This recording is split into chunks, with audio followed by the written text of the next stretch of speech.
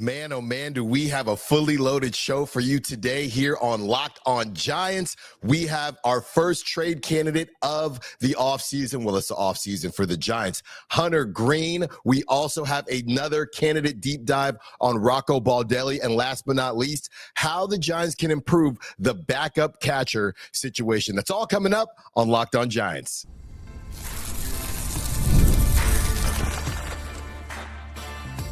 You are Locked On Giants, your daily San Francisco Giants podcast. Part of the Locked On Podcast Network, your team every day. Hello and welcome to Locked On Giants, part of the Locked On Podcast Network, where it's your team every single day. My name is Alan Stiles. On the show, we provide daily episodes Monday through Friday, talking about the San Francisco Giants in a way that combines passion, analytics with the eye test, and a little bit of fun. I'm from the Bay Area. I live in Sacramento now. I also host a show on Sacktown Sports 1140, the Alan Stiles Show, 10 a.m., 2 p.m. Be sure to check that out, as well as emceeing Sacramento Rivercats games. All in all, I'm lucky enough to cover a team I've been a fan of all my life. Like I said, it is a fun one for you on a Wednesday. We are talking about trade candidates. The first one, a highlight reel pitcher in Hunter Greene. Next, another candidate deep dive and Rocco Baldelli. And last but not least, how the Giants can improve the backup catcher situation. Today's episode is brought to you by Game Time. Download the Game Time app, create an account, use code LOCKEDONMLB for $20 off your first purchase. You can tell I got a twinkle in my eye, man. I got a twinkle in my eye because I love trade candidates. I love free agency. This is where we can have some fun. Obviously, I wish the Giants were still playing. Don't get me wrong. And watching the Dodgers does make me quite sick. But this is as good as it's going to get. How the Giants can improve and make sure they are in a better spot moving forward so they can be playing this time next year. And I don't think they're that far. So let's start here with starting pitching. This is from Mark Sheldon, who covers the Cincinnati Reds, who they were the ones that snuck into that last wild card spot. Obviously, Hunter Greene didn't have a great showing against the Dodgers, but the Dodgers, they're just on another level, man. You can't even count what people do against that team at this point in time. Here is the quote. The Reds may be looking for more offense. And again, Mark Sheldon says they might be willing to move Hunter Greene to do it. Mark Sheldon, who covers the Reds, had this to say regarding Hunter Greene, even after a disappointing postseason debut versus the Dodgers in Game 1. He was on the mound in LA, and people were kind of making fun of him because it didn't go well. Greene could still be an attractive trade chip in the Reds' pockets. Moving him would free up salary to sign a bat this offseason or bring back a hitter in return, and a change of scenery could benefit him. This can't be a salary dump for prospects, however. If Greene is traded, Major League talent would have to come back to make it work. Okay, that is what Mark Sheldon, who covers the Reds, had to say. If the San Francisco Giants really want to reshape their pitching staff and build around pitching and defense, that identity that Buster Posey keeps talking about, there might not be a better place to start than with Hunter Greene. He is 26 years old and has the kind of pure upside and stuff that could instantly change the tone of the Giants rotation. You'd be looking at Roop, Robbie Ray, obviously Logan Webb, and then you're adding Hunter Greene. That is a crew right there, specifically in Oracle Park. According to MLB.com, Greene remains one of the hardest throwers in the game, averaging 98.8 miles per hour on his fastball while flashing a wipeout slider that produced a 35% whiff rate. His mix of youth, power, and team control, that's very important, makes him one of the most intriguing trade chips in baseball heading into 2025-2026. Why Greene fits what the Giants need. Posey has said multiple times at the front office in the offseason that they're about to embark on, that focus will be pitching depth, and Greene fits that perfectly. Like I said, he's under club control through a couple years now, I believe 2028 or 2029, thanks to the 6-year, $53 million extension he signed with Cincinnati, meaning he's both affordable and controllable. Two words that matter to a Giants team still navigating a mid to high tier payroll. This year, Greene made a legitimate leap forward. He finished the 2025 regular season with a 2.75 ERA, 169 strikeouts, and he pitched 150 and a third innings, earning his first All-Star appearance. That was last season, finishing 8th in Cy Young voting. So just great stuff from Hunter Greene and what he has brought to the table so far. And it's just really exciting that the Giants would possibly even be in on a guy like this. And you just love to see it. What's funny is I'm looking here. His ERA in 2024 was 2.75. His ERA in 2025 was 2.76. He pitched essentially 50 more innings in 2024. He had some injuries, he had groin and things like that, but he's been fairly steady. And if you look at the different Ks and things, obviously that's going to change based on the amount of innings that he pitched, but he's still right there. And like I said, at 20, let's see, I said he was 26. Yeah, he is. Yeah, he just turned 26 about 70 days ago. So he's a young 26, turned 26 back in August. So a lot to be excited about. They still rank him really high as far as one of the future aces of the league. That's the kind of pedigree and projection San Francisco simply doesn't have outside of Logan Webb. I love Robbie Ray, but I wouldn't put him in that same ilk right now. So they could form one of the most dynamic 1-2 punches in the National League. Let's get to what everybody wants to hear about, a potential trade package. And I know that's what I want to get into. A deal of this magnitude doesn't happen without giving something up. Greene is still young, still cost controlled, and would be one of the biggest arms to change teams this winter if Cincinnati actually makes him available. The Reds are in a bit of a reset phase. They've got plenty of young bats, but need outfield stability and a better bullpen. That's where San Francisco could step in. A realistic offer could center around, you know who I'm going to say, Elliot Ramos, who just had a breakout campaign in 2024 as well. Both of them had a really good 2024. So there's that parallel. Still has multiple years of control. Ramos would give Cincinnati an MLB ready bat with pop, and the Giants could add a mid-level prospect, someone like a AA guy, or maybe even somebody higher than that to bounce a deal. It's not cheap, but it's the kind of calculated move that aligns Posey's comments about the team being willing to add arms that can both help starting and on the bullpen side. I'm gonna be honest with you, and some of you might not be terribly happy with me when I say this. Elliot Ramos might not be enough. Okay. And as much as we talk about all of the different prospects, you're probably Hunter Greene at 26 years old. And it's the control, the team control, which I think is going to drive up the price tag. I would be willing to do Elliot Ramos and one of the top 30 prospects. I would. And that is not me not believing in the prospects. That's actually me believing in the amount of prospects that the Giants have. You kind of just hope that you don't give the Reds the wrong one. And when I say the wrong one, the one that is going to end up popping and being something in the league, because they're not all going to be. I'll give you another name who made his way over to the Reds. Let us not forget, and I know the Dodgers, the Smurfs, just have prospects oozing out of their ears every single day and every single season. But Gavin Lux was supposed to be the second baseman of the future for the Dodgers, and it didn't end up working out. Now, they have 4 other guys lined up, and somehow Kike Hernandez is still on the team, but that's a guy that it didn't work out for them. Now he's in Cincinnati, and he's been fine. Right. So when I look at Elliot Ramos, I really like what Elliot Ramos has done for the Giants, but we still don't really know what Elliot Ramos is going to be in the league. We still don't really know if Elliot Ramos is going to take that next step.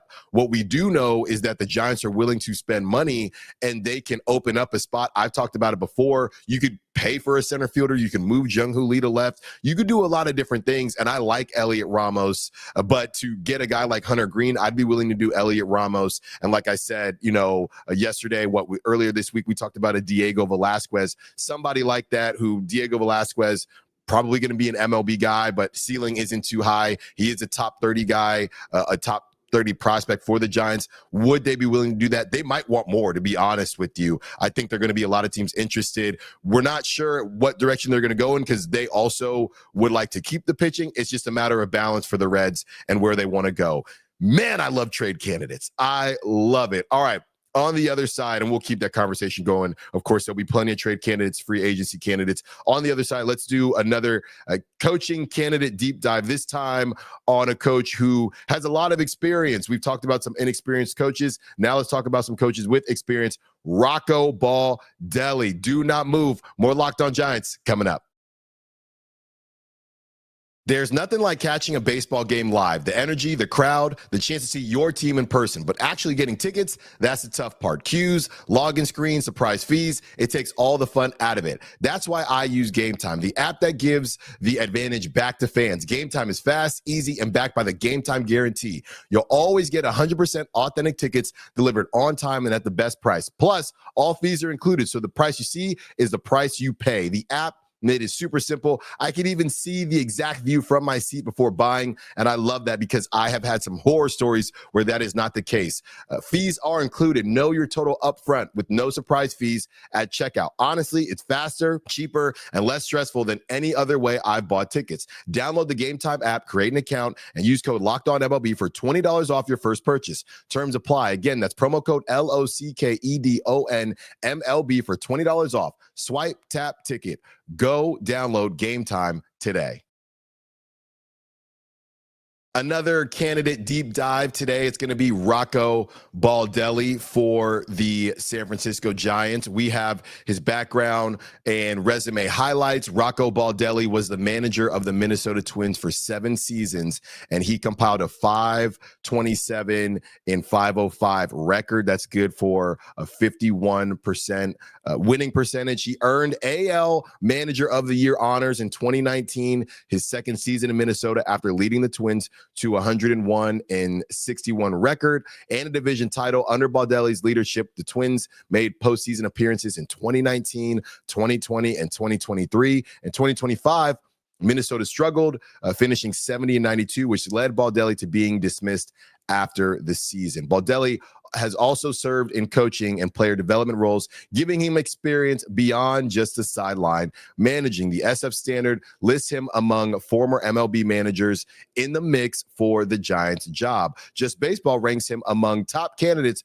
for the Giants, noting his track record with Minnesota. So Baldelli is not really a fringe name. He brings serious managerial experience, some success, and a national profile. Let's discuss why Baldelli could be a good fit for the Giants. He's got a proven track record. Baldelli has already won a division title, earned Manager of the Year, and led teams to the postseason. Credentials that carry weight in a high-stakes environment like San Francisco. Can I just say real quick, for all my, millennials, older than millennials, and maybe even younger than millennials, I had the PSP when I was growing up, and MLB The Show, Rocco Baldelli on MLB The Show on the PSP, he was incredible. Okay, so I've always just liked Rocco Baldelli because I was absolutely nasty with him on the show playing on my PSP back when I was about 13, 14 years old. I just had to throw that out there. So shout out Rocco Baldelli in his time. The Rays were just crazy during that time. He has experience across varying roster cycles, both competing and rebuilding, which could help him in transitioning the Giants from a middling team to a contender. Alignment with development and culture. The Giants under Posey are emphasizing a pitch-first, defense-forward identity. Baldelli has shown in Minnesota that he can manage pitching staffs, construct rosters around defense, and emphasize accountability. Let's also not forget the Carlos Correa thing, right? He technically coached the best Giant that never was, and Carlos Correa, I will never forget what went down. Also, shout out Arson Judge. His background in development roles and familiarity with coaching systems means he may be more adaptable and collaborative with the front office than a manager used to full autonomy. A fresh voice with MLB experience. Unlike candidates who are a bit unproven, like we've talked about before, Baldelli offers a balance. He's not new to the big leagues. He's likely hungrier for a new opportunity. His dismissal gives him a chance for renewal and a fresh edge. Because he's out of work now, he may be motivated to take on a challenging job with risk, but also significant upside. And I would say when it comes to market, going from Minnesota to San Francisco, that's a pretty good look right there. If I do say so myself, the narrative and symbolic appeal, hiring someone of Baldelli's stature would send a message that the Giants are serious, willing to invest, and willing to pull from proven talent rather than always looking internally. It also widens the search field, showing the organization is open-minded, not limited to the catcher-coach pipeline. There are some risks, caveats, and concerns, of course. His recent downturn and dismissal after a poor 2025 and obviously losing his job, that could raise red flags. Major League Baseball is unforgiving and questions will come up. Was 2025 a blip or a trend? How did he handle roster stress, injuries, and declines? The collapse in Minnesota, especially in the second half, may raise doubts about his ability to lead under pressure. And honestly, the second half of it, I mean, they sold at the deadline just like the Giants did. So it was kind of already cooked out there in Minnesota. And then they tried to do some things similar to the Giants, but it ultimately ended up not working out for them. The Twins and the Giants differ in market size, as I've discussed, payroll attitude, and media scrutiny. Baldelli's methods must adapt to San Francisco's expectations, fan patience, or dare I say lack thereof, and pressure. He'll be judged harshly if a performance doesn't match historic victories. Fit with Posey's vision. The Giants want a manager who aligns with a very particular identity. Baldelli must show willingness to cede control, integrate front office strategy, and embrace that identity. How he compares to some of the other candidates compared to the first-time guys, the Hunleys, the Albernezes, the Suzukis. Baldelli brings more MLB seasoning, which reduces risk. I also would add that it might reduce excitement for some fans, just the idea of bringing somebody in who's kind of been on that coach's carousel. He is, I believe, I looked up, he's 44, right? So he's not, it's not as if he's been around for a very long time, but he is somebody that does have coaching spirits, which you can look at positively or negatively. Yesterday, we talked about having a bad record or lackluster record. He's got a good record, and he did it in Minnesota. So I think that matters. Compared to bold outsiders like Vitello, he offers a safer, more proven leadership direction, even if less dramatic upside. He doesn't bring internal system knowledge like some of the in-house candidates, but his external experience and track record should compensate. As far as Rocco Baldelli is concerned, I think that he should be at the top of the list. Honestly, I wouldn't be surprised if the Padres are interested in him, because the Padres just need somebody to kind of right the ship and keep them on the right track. So I would not be surprised at all if the Padres think, hey, this is a guy who had success with a much lesser roster in Minnesota. It's a better, I would say it's a better division in the NL West, but we also have more talent on this team. The Padres just can't figure it out, man. But I would look at a team that is not in the rebuilding phase, because he does have, he can do it, don't get me wrong, but I would look at a team that just needs a bit of stability. So if I'm the camp of Rocco Baldelli, I'm taking a really long look at the Giants. If they're interested at the same level, we know they're somewhat interested. He's in the mix. The Giants, the Padres, I would throw the Braves out there as well. Just teams that are ready to go, where there's not a lot of babysitting going on. There's not a ton of rebuilding. Like we said, he's done the rebuilding thing. He's had success. He probably just wants to be at a spot where he can continue to show that he can take a team to that next level. So I'm big on, I'm not huge on Rocco Baldelli, but I am big on, he's got that hybrid, I would say, of experience, but not a stale name, because he hasn't been around. Like I said, he did have a good stretch in Minnesota. He was there for a while, but you're coming to the National League now. You are getting a better payroll. You're getting just a bigger market. I think Rocco Baldelli could work. A lot of these guys, right? And I know some people,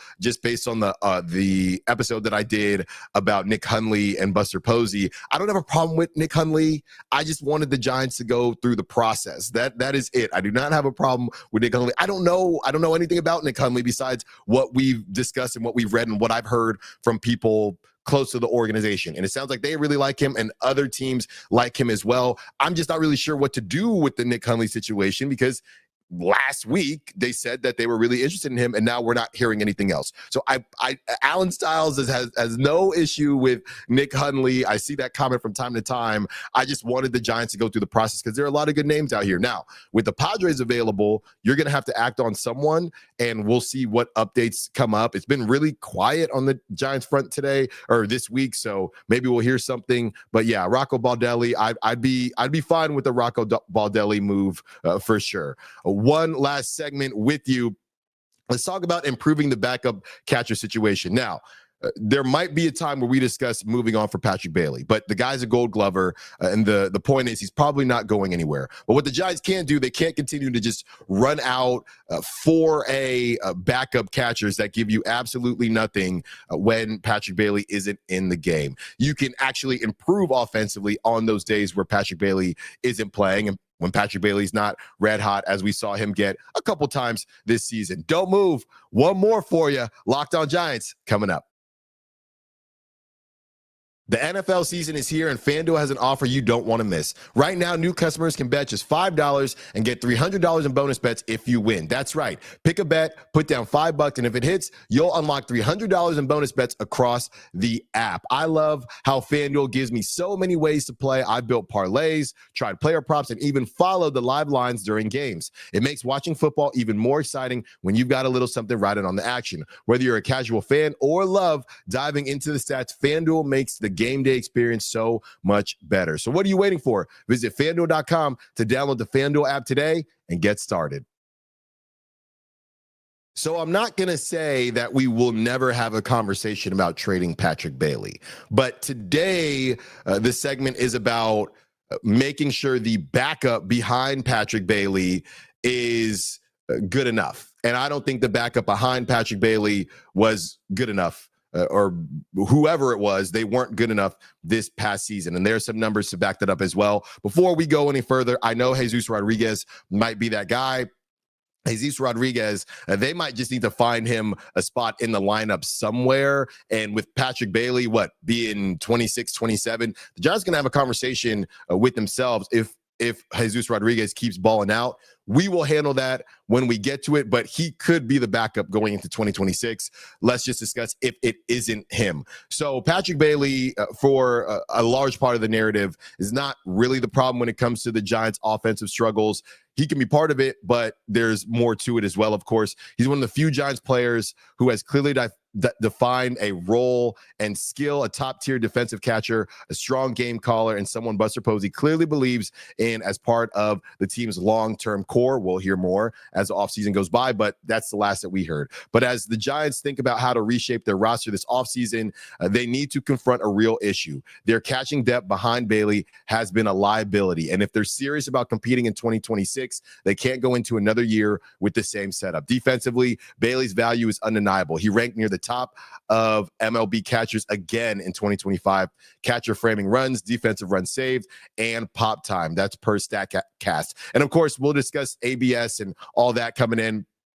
Today is a separate conversation. Just trust me on that. He's essentially the backbone of the Giants' pitching and defense identity that they want to lean into. Exactly what Posey has been preaching since taking over as head of baseball operations. But the problem is that Bailey plays such a heavy defensive load that when he sits, there's a massive drop-off both in performance and game management. The backup catcher position occupied this year by Andrew Kisner and the band, a couple other guys, no disrespect to them. It just wasn't good enough. Offensively, the backup catchers ranked bottom 5 in the league in OPS, and defensively, they were below average in both framing and throwing metrics. That's a glaring weakness on a team built around, again, pitching and precision. You can't emphasize pitcher confidence and game planning all week, then hand the keys to a defensive liability once or twice a series. So no, you don't need to trade Patrick Bailey to shake things up.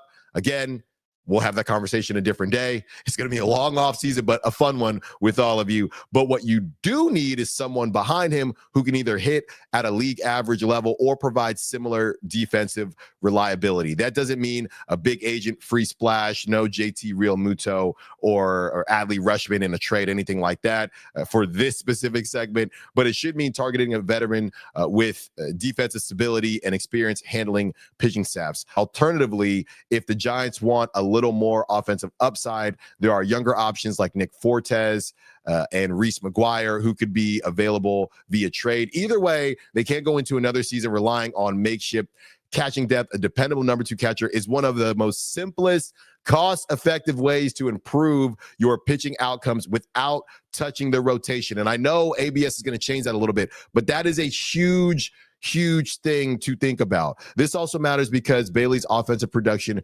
remains inconsistent. He's shown flashes. He had that 280 stretch in May, clutch hits against lefties, but he still slumps for long stretches, especially against right-handed pitching. having a backup who can start selectively against certain matchups without losing a defensive integrity gives the Giants lineup more flexibility. The bottom line, if the Giants are serious about building around that pitching and defense, backup catcher can't be an afterthought.